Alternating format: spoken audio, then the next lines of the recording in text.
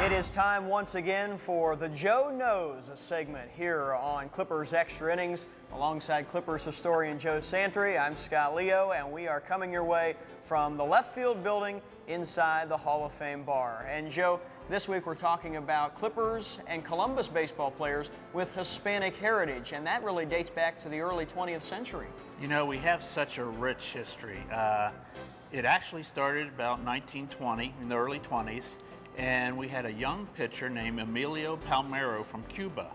Now, Scott, just imagine us being picked up and dropped off at the Beijing airport and says, "You're on your own, kids." I mean, it's tough.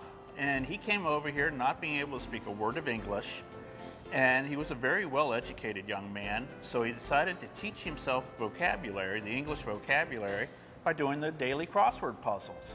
And while he pitched here, he got so good at the puzzles that he ended up writing the daily crossword puzzle for the Columbus Dispatch while he pitched.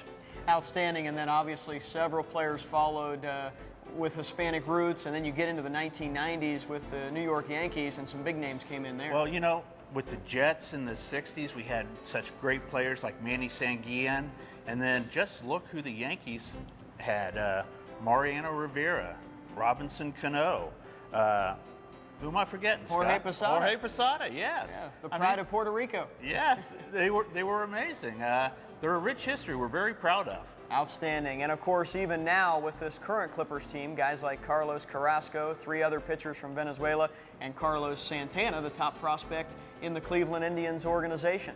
Coming up here on Clippers Extra Innings, we're going to hear from Aroldis Chapman, the Cuban sensation with the Louisville Bats, heading towards his days with the Cincinnati Reds. That's next as we continue.